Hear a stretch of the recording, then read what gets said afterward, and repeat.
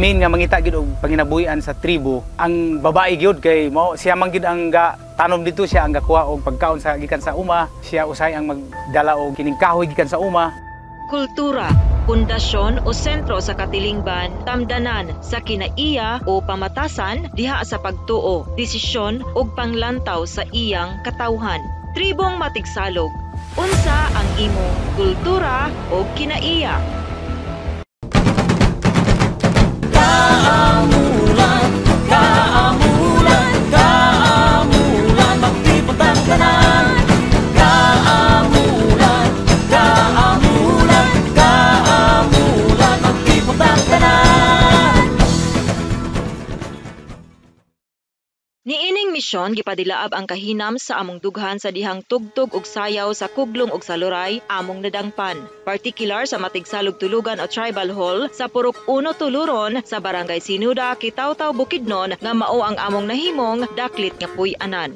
Sulod kini sa sobra 102,324 ektarya nga yutang kabilin iya sa Federation of Matigsalog Manubo Tribal Councils Incorporated o FEMATRIX. Nahimutang sa habagatang bahin sa Bukidnon, Utlanan, sa amihanan sa mga lungsod sa Don Carlos, Quezon ug San Fernando ug ang mga lungsod sa Kadingilan, Dangkagan ug Kibawe sa Kasagpan, North Cotabato Province sa habagatan ug Davao City sa silangan. Pinaagi sa tugtog ug sayaw sa tribo, gidala kami ngadto sa ilang panubaran, bandang alas 10:40 sa buntag. Dinhi gihimo ang pamalas ritual aron kahatagan og dalan ang usa ka adlaw namo nga gimbuhaton sunod sa ilang naandang pamatasan. Sa ilang pinulungan, gihubit ang panubad o pag-ampo nga gipangunahan sa musika nga mugna sa kuglong ug saluray.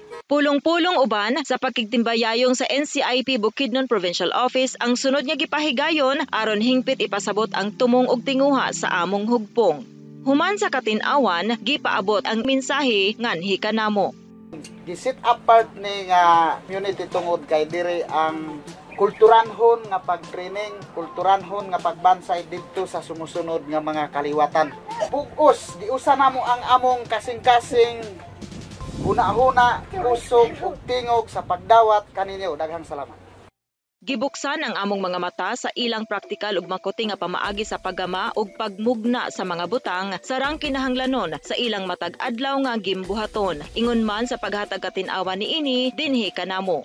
Una, ang bag weaving o paglala sa bag. Masudong diha sa panagway sa nagtrabaho niini ang kalipay. Dili lamang mga hamto nga babay ang mahibalo niini, apil ang mga bata. Sa linghod nga pangidaron, sila gitudluan na sa pamaagi nga makasugakod sa kinabuhi.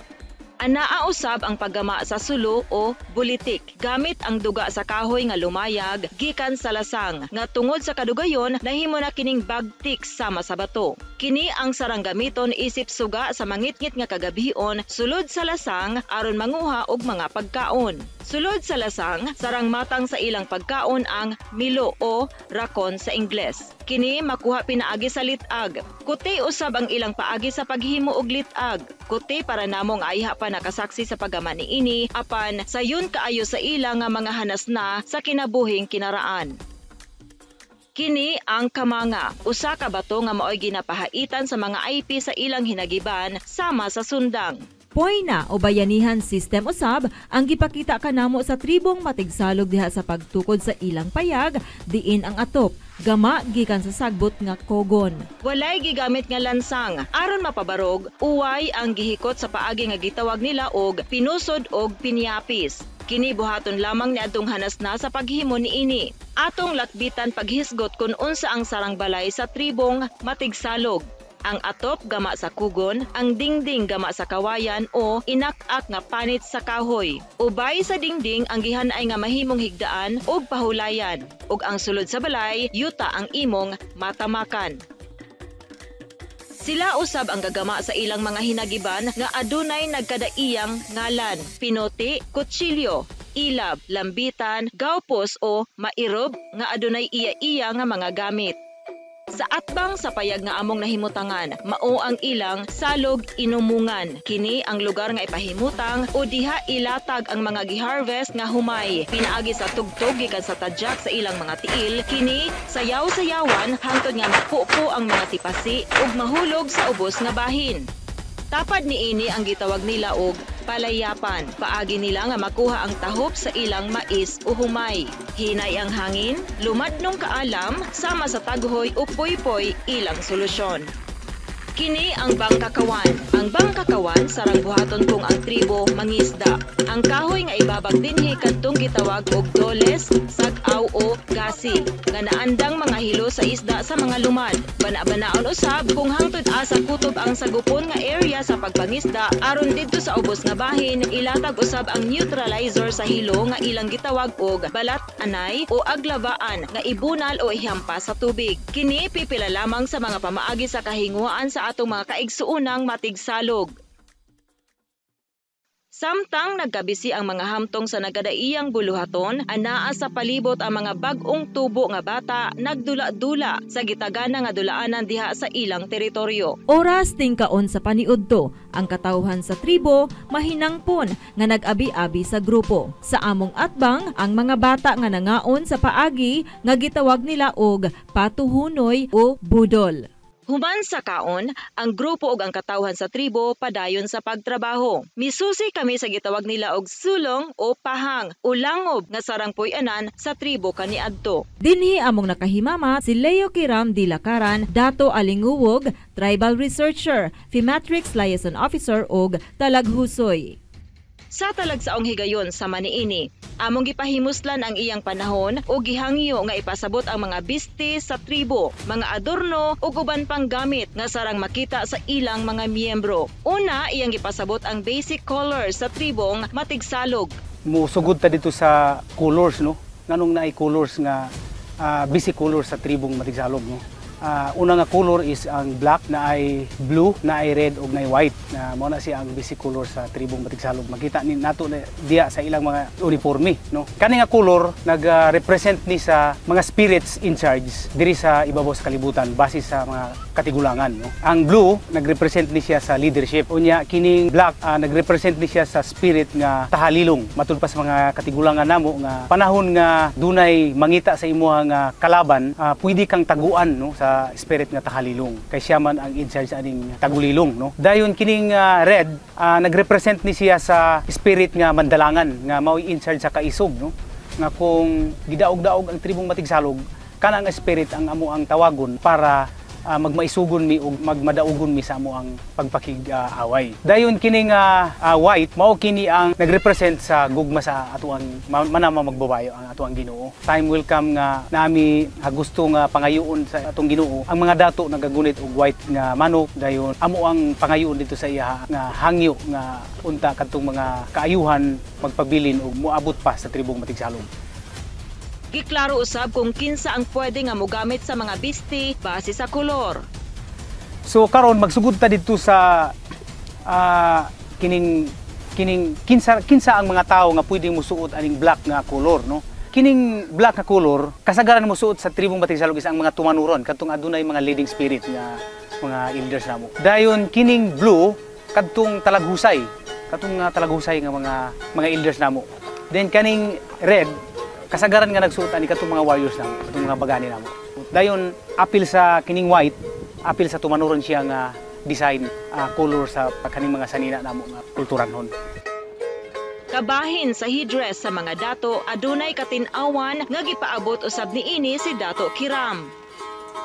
Ang headdress sa lalaki gitawag namo og tangkulo, no. Ang tangkulo kita nato nga different colors pod, no. Unya naapod siya ay kining hair sa kabayo. Tungod kay matud pa sa mga katigulangan nga kining tangkulo, dunay spirits pod nga in charge nga nakabantay ani ang gitawag namo nga tahulambong spirits nga in charge sa mga kabayo na siya. Dayon kanang mga balls makita nato nga nakapalibot sa tangkulo, mao na kana ang nagsimbolo sa mga problema nga husayonon pa sa mga dato o mga problema nga nahusay na sa mga dato. Makita nato ang kaibahan sa headdress nga karaan na og katong headdress nga bag-o gibuhat, no. So namantay na istorya ganiha nga kinsa ra ang pwede magsuot. Base sa ako ang research sa mga katigulangan, kining mga karaan ng gid kay nga headdress nga makita nato mailhan magid nato nga gigamit pa gid sa mga katigulangan nga matay na ganito ang uban. Sagrado gid kini nga dili pwede suoton sa mga kabatan-unan nga matud pa sa mga tigulang katong basbason katong nagsugod-sugod pa kay magabaan sila ni ana, no. Gawas lang siguro kadtong binuhat nga bag-ura, no. Makita man nato nga bago ra gyud siya, pwede ra gyud siya suoton dito sa mga presentation, pero kaning mga karaan ang gid nga butang, dili gi-advise gyud sa among mga elders nga dili gyud siya pwede suoton sa mga kabataan. Ubang adorno og bisti sa tribo. Tangkulo sa lalaki, sangkad sa babae ang ilang tawag sa headdress. Garing ang tawag sa item nga gaisulod sa suloy o bangag sa dalunggan. Samtang baliog ang ilang tawag sa kwintas. Binukad sa lalaki og binularan sa babae ang tawag sa ilang biste. Bondira ang tawag sa shorts sa lalaki ug hamit ang tawag sa sayal sa babae. Sinalapid sa lalaki og tabod o sinwingan sa babae ang termino sa ilang bakos. Soning ang pulong alang sa butanganan sa mama. Sa ilang bracelets, buluso o shell sa lalaki ug sanday o bulawan o buday sa babae. Ang liglet nga gama sa agsam o wild fern, tikos ang ilang tawag. Samtang babat sa lalaki ug tinuhol sa babae ang termino nila sa anklet. Nagkaanam-anam og lawom ang among interes nga mailagayod ang tribo. Aron mas masabtan, gipangutanan namo nganong matigsalog ang tawag sa ilang tribo. Matigsalog, but pasabot aning matigsalog is ang matig gikan sa Binisaya, no, ang salog is river.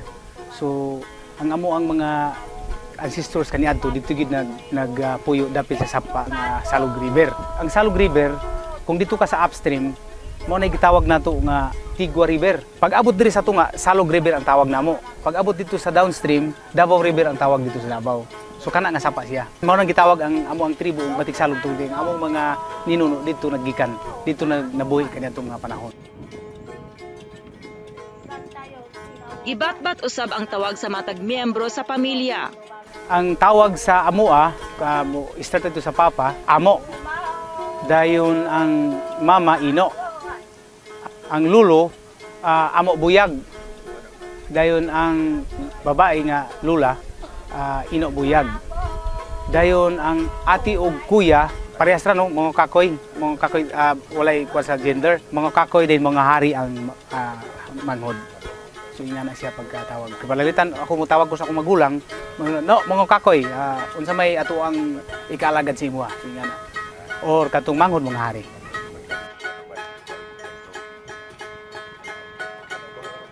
Hangtod sa kung unsa ang sistema sa pagpangita sa panginabuhian sa tribo kaniadto og karon. Usually kung base sa ako ang research, kaniadto trabaho sa lalaki siya ra ang lampas no sa ilang kaingin. After paglampas, ang babae na din tanan ang magtrabaho. Pero nami gitawag og kining pangakat system, kaning bayanihan system na tabangan, magpatuyok na sila, tinabangay gid na sila. So main nga mangita gid og panginabuhian sa tribo ang babae gyud kay mao siya man gid ang tanom dito, siya ang gakuha og pagkaon sa gikan sa uma, siya usay ang magdala og kining kahoy gikan sa uma. Sa una man gud nga panahon, puso man gud kaniadto ang patyon ang lalaki, panalitan mag-uban ang Mr. and Mrs. dito sa area, Mulakaw dito sa kadalanan. Nay mga tang nga mga tribo gyapon, kaparehas ra gyapon namo no, mga tang. Kay patyon ang lalaki kay buhatong ulipon ang babae wag ang mga anak sa kadtong ilang gipatay.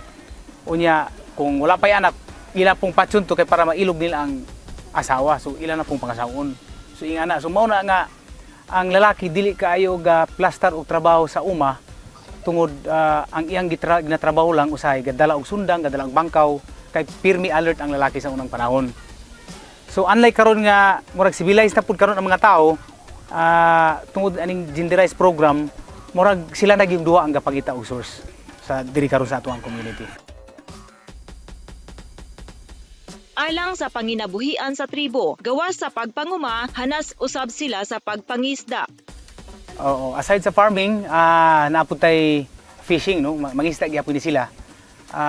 Ang kalahian lang gid sa pagpangisda sa tribong Matigsalog kay pinaagi sa mga bituon, pinaagi sa bulan, pinaagi sa tanan nga mga tilimadon timailan nila sa nature, mahibalaan nila kung unsa nga adlaw, unsa nga bulan, unsa nga tuig o unsa nga specific season nga ang mga isda kamulo pa nga kanang napay kuan, bihod pa ang ilang mga kuan. So dili na sila mag-fishing kay ginaprotektahan nila nga basig makaon nila tong bihod kay dagan ba kay ito kung ila pang ianap, no? So mahibalaan po nila kung gagmay pa pud ang katong mga anak. Mahibalaan nila kung unsa gyud nga season nga pwede na sila mangisda. Lakip ang traditional system sa pagminyo sa matigsalog. Oo. Muna kasagaran manggod nga mga researcher, naka-focus lang sila dito sa buya system, no, nga sistema. Alang sa kasayuran sa tanan, anaa sa ilang kultura ang gitawag nga og taharan, nga diin ang bata nga lalaki pahulaton sa gimabdos pa nga batang babayi, kinsa posible nga siya pa ang mubuhi sa maong bata hangtod nga kini iya nang maminyuan. Og kahon, ang proseso, magpadayag ang pamilya sa isig kasilingan nga dalaga og ulitaw, pinaagi sa pagpadala sa pares nga panapton. Sayaw tukuglong buoy sa luroy, diin ipasayaw ang dalaga og ulitaw nga kung makita sa mga dato nga nindot ug angayan ang ilang partnership, posibleng mauli sa pagminyuay. Ug ang paagi sa pinabayo to kubing, gamit ang traditional tribal instrument, magtubag ang managsilingan nga dalaga ug ulitaw. Urok nga magkitaay diha sa pagpananom nga isugilon sa ginikanan nga adunay nagustuhan nga dalaga o ulitaw, og dulisan nga sarang gihimo daplin sa sapa samtang nang hilo sa isda. Nangayo usab kami og atin-awan sa pasabot sa kukuman, gantangan, palabian. Ang tribo adunay gitawag na to nga kukuman, gantangan, palabian, no. Mao ni siyang gitawag sa ato nga customary law, no. Kukuman, gantangan, palabian.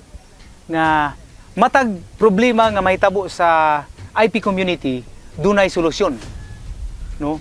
Tungod wa man tay prisuhan, naay solusyon, nalay solusyon. Ay gani pa pinaagi sa ato ang Republic Act 8371 ang ato ang indigenous peoples niadtong 1997, girespeto, no.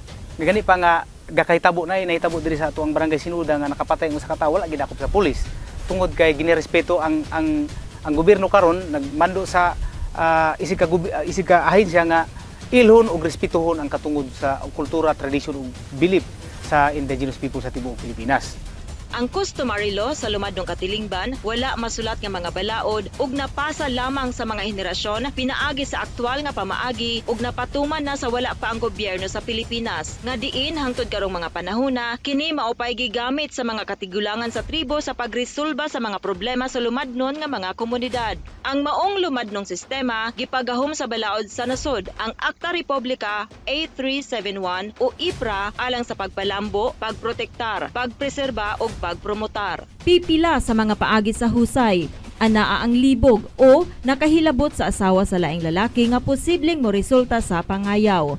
Matud pa, pwede nga mopatay ang bana sa biktima sulod sa 7 ka adlaw ug kini gitugutan sa mga dato ug bai. Sulod sa 7 ka adlaw nga dili makapatay ang bana sa biktima, lingkuran na kini sa mga dato aron husayon. Bako diin ang babae nga giilog, patyon usab unong sa napatay nga nag-ilog kaniya ug tumanon ang sistema nga kalimtan na ang nahitabo ug dili na ug katon pa. Naa usab sa ilang kultura ang gitawag og mumoylo, diin mopatay bisan kinsa ang matungnan nga posibleng motaas tungod kay magbinasla na ang matag kampo. Kini masulbad lamang kung ang Supreme Chieftain na ang mopatunga. Kining mamoylaw nga proseso, bisan si kinsa nga tawo nga nakapuyo diya sa usa ka barangay nga diya nagpuyo ang suspect, iyang patyon. Mag-atang siya dito bisag asa dapit. So damay ang tanang tawo bisag maestra makaagi, madamay. So mao na siya ang gitawag nga mamoylaw nga proseso. Dayon ang kaning mamoylaw nga proseso usay mo taas, no, kay pananglitan lahi ang mapatay po niya mo balos mo punto. Sumo nang taas kay siya. Unya base sa explanation sa mga council builders nga ang makaputol lang gyud ana nga para dili na mo sumpay-sumpay pa ang supreme chieftain ra gyud sa tribo. Lakip ang titinokak momoylo nga ang hingtungdan mopili sa pabor kaniya nga area diin siya manimalos, bisan pa ug wala dinhi ang nakasala kaniya. Tinokak magud sa kaning tertiary, abi nimo og siga kay mata paingon sa imo, mulokso talikod man di siya. So ang but pasabot sa pangayaw nga titinokak, mamoylaw nga titinokak, pananglitan og ang barangay nga gipuy-an sa katong nasuko diri sa Sinuda, unya ang suspect na dito sa kuan, dito sa Kausayan, barangay Kausayan, naaraman ditong Kausayan. Dili siya mo adto dito patay diri sa barangay nga naa sa likod diya. Kay ang iyang rason, mas dali patyan diri kay wala nakabantay nga na mga yaw. So ingana ang titinokak nga mamoylaw nga pangayaw. So lisod siya nga lisod kay siya nga pamaagi mausay na usay nga mapangutanan lang nato nga dapat gyud ang mga council builders active kay sa pagkahitabo pa lang daan automatic muadto ang dato dito sa para dito moadto sa Mamaylaw muadto dito sa kuan complainant magdala og kuan ang mga dato kanang kabayo nay kabayo dato amo na siyang kamot amo na siyang kamot nga itudlo namo nga kadto rang patyo nimo tong nakasala. Hugot pausab gipatuman sa tribo ang nagkadaiyang ritual depende sa kalihukan o okasyon. Naa ang sunggod to kamanga, ritual sa dili pasugdan ang pagpanguma. Pamalas kung aha ang mga bisita pamalason aron dili hilabtan o mabuyagan. Tihian ritual, paagi nga ilhon kung kinsa ang sad-an. Ho ang to lalawon ritual sa ilang tribo, gidili ang pagpanumpa nga dili na mubalik sa lugar. Ana usab sila'y ritual nga pampataas sa kinabuhi sa tao. Dinhi sa ilang tribo, dili na kinahanglan moadto og merkado aron makakaon tungod kay ang lasang dinhi sama na sa ilang merkado. Bandang alas 4:46 sa hapon, panahon na sa pagtak-ang para panihapon. Ang ilang abuhan ang naaubay sa yuta. Sa ibabaw niini ang ilang gitawag og pahat sa kahoy, butanganan sa kahoy pangsugnod nga kulang pa sa kauga. Unang gipabukal ang tubig para sa pagalutuon nga pagkaon. Ang tinubdan sa ilang tubig lasang. Sa gawas nga bahin, makita ang mga batanon nga nagkatapok og naghugoy-hugoy. Sila maabi-abihon gayud sa ilang bisita, mapasigarbuhon nga nagapadungog sa ilang musika. Musika nga nagdayeg kang magbubayo. Ang liriko diha-diha nga gimugna. Mensahe niini ang pagpasalamat kang magbubayo. Kini nga balay nga among nabisitahan, silunganan usab sa mga binuhing mananap sama sa nakabatog nga mga binuhing manok. Alas 6:23 sa kagabion, dugang lingaw sa grupo ang ilang presentasyon. Nanihapon, uban sa bisita gikan sa Kiilom Kitaw-Taw. Susamang talan-awon sarang normal na sa ilang panimalay. Samtang nagpaabot sa katulugon, ang tagbalay nga si Bai Aida, maabi-abihon kini nakighinabi kanamo. Miasoy sa mga saysay sa iyang pamilya, taliwala sa pagbantay ug paglingaw sa iyang apo. Sa pikas bahin, okupado usab ang mga bisita uban sa tribal leader sa ilang pagguhuroy o panag-istorya. Painsaay o pangumustahanay sa uban samtang nagkalingaw og himo sa ilang mamuon. Taliwala sa kangit-ngit, nakita namo ang danag sa iwag sa gawas nga bahin padulong sa unahan, amo kining gisunod. Ug nasuta nga magpahigayon sa panggawan pamuhat ang ilang tumanuron nga si Nonoy Manik. Agi usab og pangapugan sa mga bisita. Kini tradisyon nila nga buluhaton, ilabi na kung ang balay taod-taod nang wala makatulgan o mapuy-an. Pagbalik sa balay nga among gigikanan, lapog sa taliwan aniini among naabtan gamit ang tingki. Paagi kini sa tribo nga dili tantong matugnawan, sanglit magbuntag man ang tagbalay gumikan kay aduna sila'y mga bisita nga misaka kanila. Dinhi gisindihan ang kinudkod no sulo o sulo aron mangiwag og baki. Samtang nagpaabot sa mga kaubanan nga nangiwag og baki, tugtog gikan sa kuglong og saluray ug ang ilang courtship chant ang among gikabisihan. Nalingaw na ang tanan, dinhi among nasaksihan ang paghimo sa binunguhan. Ang kuha nga mga kayumang og baki, giputo sa dahon sa saging, tawag nila takumang o gisugba sa lapugan. Sunod nga gihimo mao ang tinalumbo o ang pagluto gamit ang kawayan. Gisulod dinhi ang hiniwa nga kamote ug ang bugas. Alas 9:06 sa gabi, padayon sa kumustahanay ang mga sakop sa tribo, ang grupo miipsot na padulong sa tulugan para makapahulay og makapreparar sa mosunod nga adlaw.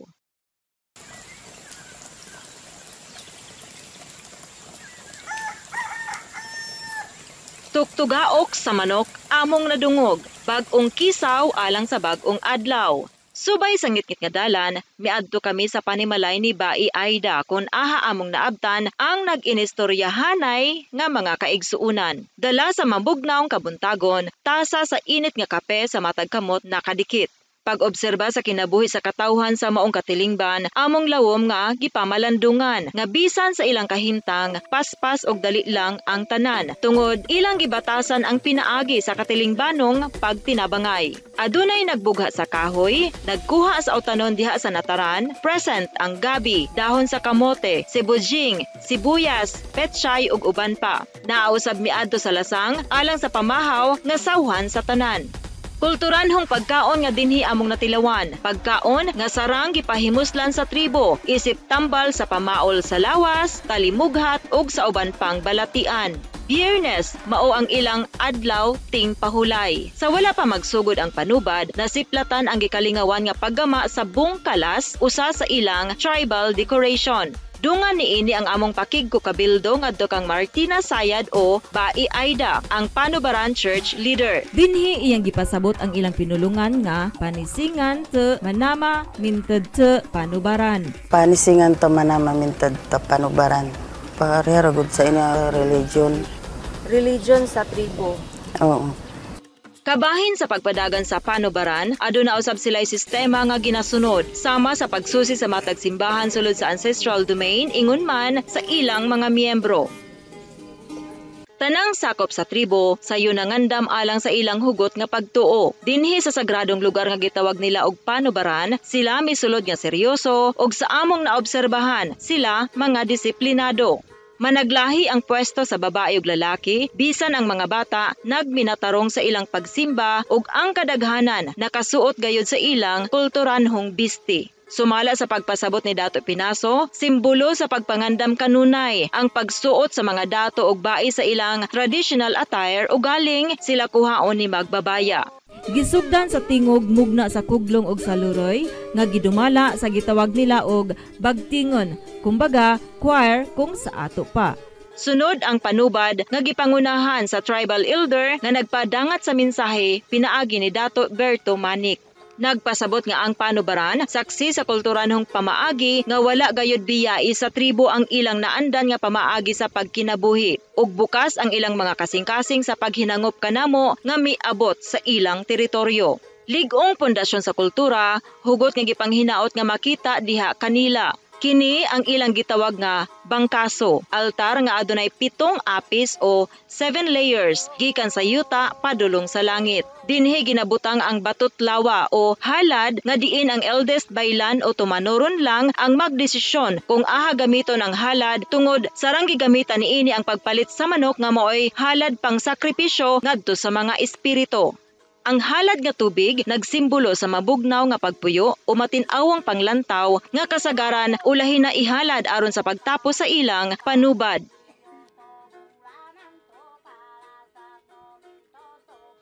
Pinasikad sa pagduki-duki ni Dato Kiram, sukad sa sinugdanan sa pagbuhat sa manama magbabaya sa kalibutan, ang tribo nga matigsalog nagtuo nga adunay mga espiritu nga nagbantay sa tanang butang nga gibuhat sa Ginoo.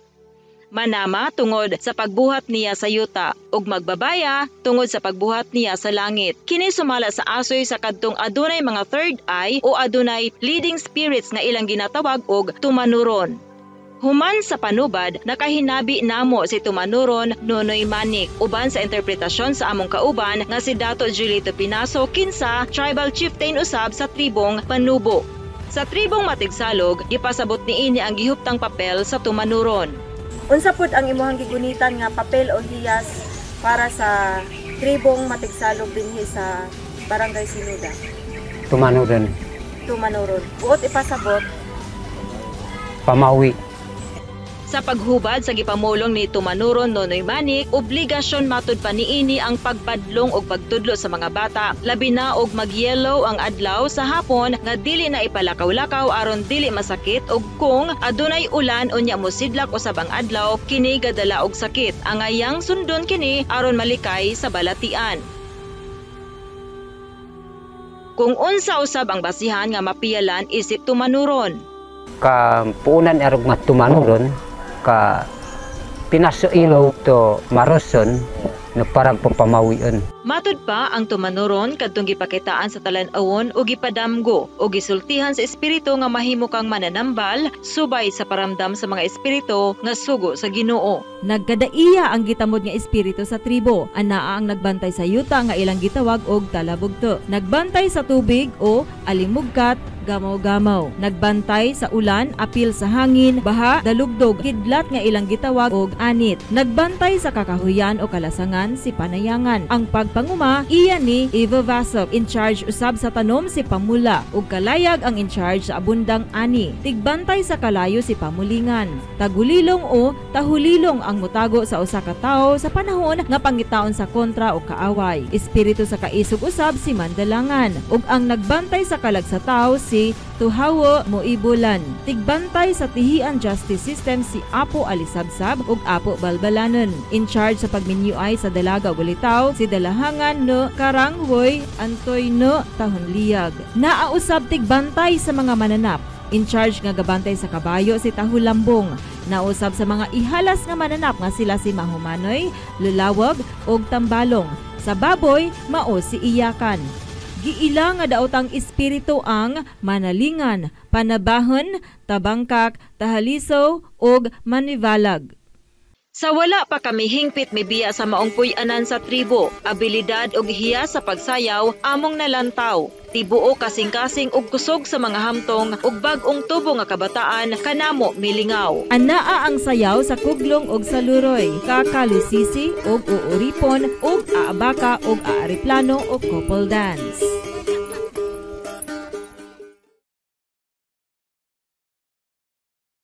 Ang matag kultura talagsaon, adunay kaugalingong mga kinaiya ug kaugalingong mga pagtuo. Tinuod nga naga-impluwensya sa pamatasan, apan sa lintunganay kini mosangpot sa hiniusang baruganan sa pagrespeto, pagtahod ug gugma sa usag-usa.